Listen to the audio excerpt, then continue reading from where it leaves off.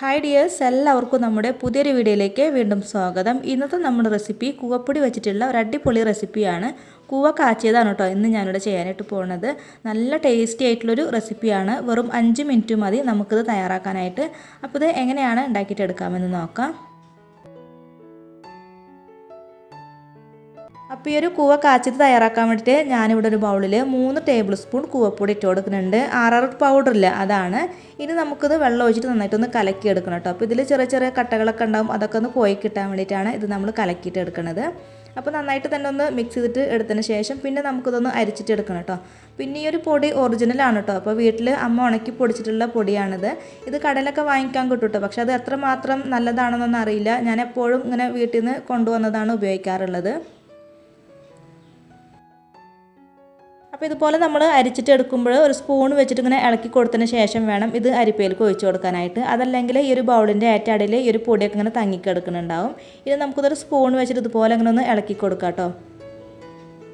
പിന്നെ ഇതുപോലെ നമ്മൾ അരിച്ചിട്ട് എടുക്കുന്നത് എന്തിനാണെന്ന് വെച്ചാൽ ഇതൊരു കിഴങ്ങ് വെച്ചിട്ട് ഉണ്ടാക്കിയിട്ട് എടുക്കുന്ന പൊടിയല്ല. അപ്പോൾ ആ ഒരു കിഴങ്ങിൻ്റെ ചെറിയ ചെറിയ നാരുകളൊക്കെ ഇതിലുണ്ടാവും. അപ്പോൾ അതൊക്കെ ഒന്ന് പോയി കിട്ടാൻ വേണ്ടിയിട്ടാണ് ഇതുപോലെ നമ്മൾ അരിച്ചിട്ട് എടുക്കുന്നത്.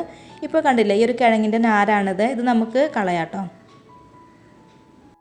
ഇനി ഇതിലോട്ട് നമുക്ക് 2 കപ്പ് വെള്ളം ഒഴിച്ച് കൊടുക്കാം. വെള്ളം ഒഴിച്ച് കൊടുത്തതിന് ശേഷം പിന്നെ നമുക്കിത് അടുപ്പത്ത് വെച്ചിട്ടൊന്ന് കാച്ചിയെടുക്കാം. ഇപ്പോൾ അതേ അടുപ്പത്ത് വെച്ച് കൊടുത്തിട്ടുണ്ട്. ഇനി ഇതൊന്ന് ചൂടായിട്ട് വരട്ടെ. അപ്പോൾ ഇത് നമ്മൾ അടുപ്പത്ത് വെച്ച് കൊടുത്ത ഉടനെ തന്നെ ഇതുപോലെ ഇങ്ങനെ ഒന്ന് ഇളക്കി കൊടുക്കണം കേട്ടോ. അതല്ലെങ്കിൽ ആകെ ഇങ്ങനെ കട്ടിയായിട്ടൊക്കെ പോകും. അപ്പോൾ ലോ ഫ്ലെയിമിൽ വെച്ചിട്ട് വേണം ഇത് നമ്മൾ കാച്ചിയെടുക്കാനായിട്ട്. ഇതിപ്പോൾ ഒന്ന് ചൂടായിട്ട് വന്നിട്ടുണ്ട്. ഇനി ഇതിലേക്ക് ഞാൻ ഏലക്കാപ്പൊടിയാണ് ചേർത്ത് കൊടുക്കുന്നത്. ഞാനിവിടെ ഒരേ ഒരു ഏലക്ക എടുത്തിട്ട് കുറച്ച് പഞ്ചസാര ഇട്ടിട്ട് ഇങ്ങനെ പൊടിച്ചെടുത്തിട്ടുള്ളതാണ്. അപ്പോൾ ഏലക്കാപ്പൊടിയൊക്കെ ചേർത്ത് കൊടുക്കുകയാണെങ്കിൽ നല്ലൊരു ഫ്ലേവർ ആയിരിക്കും നമ്മുടെ ഒരു കൂവ കാച്ചിയതിന്. ഇതിപ്പോൾ അതേ തിക്കായിട്ട് വന്നിട്ടുണ്ട്. ഇനി നമുക്കിതിലേക്ക് നാളികേരം ചേർത്ത് കൊടുക്കാം. ഞാനിവിടെ 1/2 കപ്പ് നാളികേരം മിക്സി ജാറിലിട്ട് ഒന്ന് ക്രഷ് ചെയ്തിട്ട് എടുത്തിട്ടുള്ളതാണ്. അപ്പോൾ മുഴുവനായിട്ടുള്ള തേങ്ങ ഒക്കെ ചേർത്ത് കൊടുക്കാം കേട്ടോ. അപ്പോൾ അങ്ങനെയാണെങ്കിൽ ഈ ഒരു കൂവ കാച്ചിയത് കഴിക്കുന്ന സമയത്ത് തേങ്ങ ഇങ്ങനെ ഒരുപാട് ഇങ്ങനെ കടിക്കണ പോലെ ആയി പോവും. അപ്പോൾ ഇതുപോലെ ഇങ്ങനെ ഒന്ന് ക്രഷ് ചെയ്തിട്ട് ഇട്ട് കൊടുക്കുകയാണെങ്കിൽ നന്നായിരിക്കും കേട്ടോ. അപ്പോൾ ഒന്ന് ക്രഷ് ചെയ്തിട്ട് ഇട്ട് കൊടുക്കാനായിട്ട് ശ്രദ്ധിക്കുക.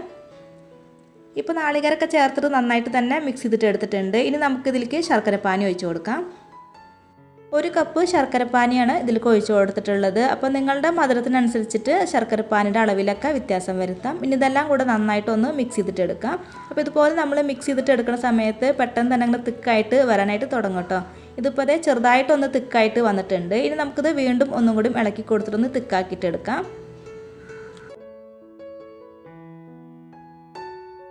ഇതിപ്പോൾ ഇവിടെ നല്ലോണം തന്നെ തിക്കായിട്ട് വന്നിട്ടുണ്ട്. ഇനി നമുക്ക് ഫ്ലെയിം ഓഫ് ആക്കാം. ഇത് ചൂടാറിക്കഴിഞ്ഞാൽ വീണ്ടും ഒന്നും കൂടി തിക്കാവട്ടോ. അപ്പോൾ നമ്മൾ ഒത്തിരി തിക്കിൽ നമ്മളിത് എടുക്കേണ്ട ആവശ്യമില്ല.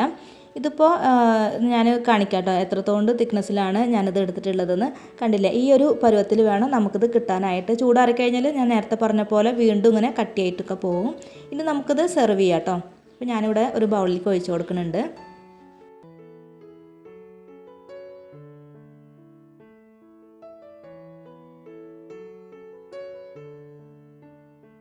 വെറും 5 മിനിറ്റ് കൊണ്ട് തയ്യാറാക്കിയിട്ട് എടുക്കാൻ പറ്റുന്ന കൂവപ്പൊടി വെച്ചിട്ടുള്ള അടിപൊളി റെസിപ്പിയാണിത്. അപ്പോൾ തീർച്ചയായിട്ടും എല്ലാവരും ഒന്ന് ട്രൈ ചെയ്ത് നോക്കുക കേട്ടോ. അപ്പോൾ വീട്ടിൽ കൂവപ്പൊടിയൊക്കെ ഉണ്ടെങ്കിൽ ഒന്ന് ഉണ്ടാക്കി നോക്കുക. കുട്ടികൾക്കും മുതിർന്നവർക്കൊക്കെ ഒരുപാട് ഇഷ്ടമാവും. ഇനി ഞാനിതിൻ്റെ മുകളിൽ കുറച്ച് തേങ്ങ ചിരകിയത് കൂടെ ഇട്ട് കൊടുക്കുന്നുണ്ട്. ഫോട്ടോ ഒക്കെ എടുക്കാനുള്ള ആ ഒരു ഭംഗിക്കൊക്കെ വേണ്ടിയിട്ടാണ്.